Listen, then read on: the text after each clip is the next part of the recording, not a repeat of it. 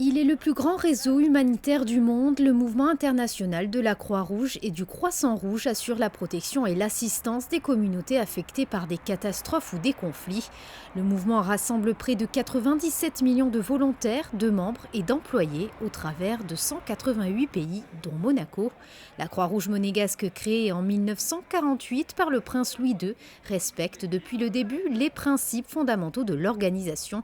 En cette journée mondiale des premiers secours, la Croix-Rouge monégasque a offert à certains bénévoles et salariés une visite de l'exposition universelle de Milan. La journée d'aujourd'hui est un peu particulière parce que c'est des gens locaux, ça veut dire c'est nos employés, c'est nos bénévoles qui nous aident sur nos missions locales, qui vont finalement découvrir quelque chose qui est l'international. Et ça, c'est notre deuxième mission, c'est la SHI, c'est tout ce qu'on fait à l'international. L'initiative, elle est venue d'un bénévole, pour être très franc. C'était à l'occasion d'une assemblée générale et un bénévole qui a levé la main et qui a dit « Vous nous parlez beaucoup de l'Umbila, mais ça veut dire quoi l'Umbila? Est-ce qu'on peut venir le voir ?» On s'est tous regardés et le comité exécutif et notre président a dit « Mais ça, c'est vraiment une bonne idée. On aurait aimé la voir en fait. » Mais on l'a suivi et aujourd'hui, il y a 200 bénévoles qui arrivent à Milan avec le logo de la Croix-Rouge sur le dos.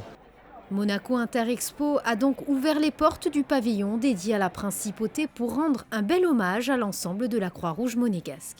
D'abord, c'est une manière de dire et de rappeler que la Croix-Rouge monégasque, c'est une institution très importante à Monaco. Elle est présidée par le prince souverain, donc elle a une action dans différents domaines.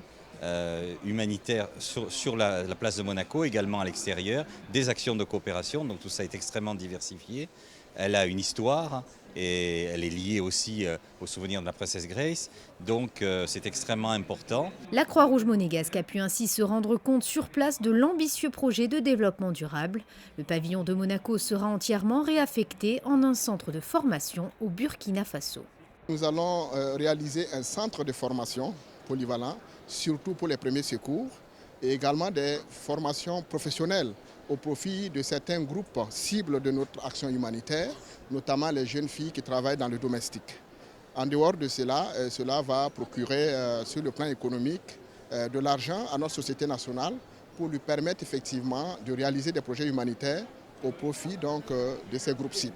C'est un projet économique et social pour que nous puissions continuer à développer des activités humanitaires au profit des groupes les plus vulnérables au Burkina Faso. Mais je dois dire que c'est un projet exceptionnellement innovant et cela est le caractère principal de la coopération que nous avons avec la Croix-Rouge monégasque.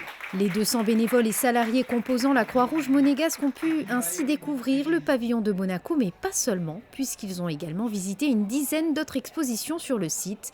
Malgré un nombre d'entrées records ce samedi et des files d'attente interminables, le groupe semblait réellement conquis.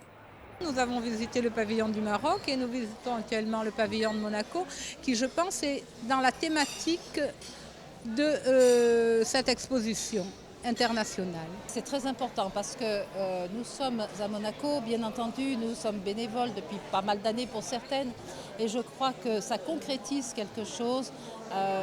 Bien ceci dit, nous n'avons peut-être pas participé suffisamment nous-mêmes à la chose, mais ce but de faire quelque chose pour là-bas, je trouve que c'est fabuleux. Je ne pensais pas trouver autant de monde ici. J'espère que beaucoup de personnes viendront voir l'exposition. L'exposition fait comprendre que nous avons vraiment besoin de tendre un peu tous notre main pour prendre conscience des choses. Nous avons besoin de penser à toute cette nécessité du monde pour ne pas se renfermer dans notre égoïsme ou notre petit cocon. Il faut vraiment comprendre qu'il y a des sons dans le besoin et il suffit de regarder autour de nous pour le réaliser. C'est très important. Sachez que l'exposition universelle de Milan refermera ses portes le 31 octobre prochain. Le pavillon Monaco prendra alors une autre direction pour une seconde vie en Afrique.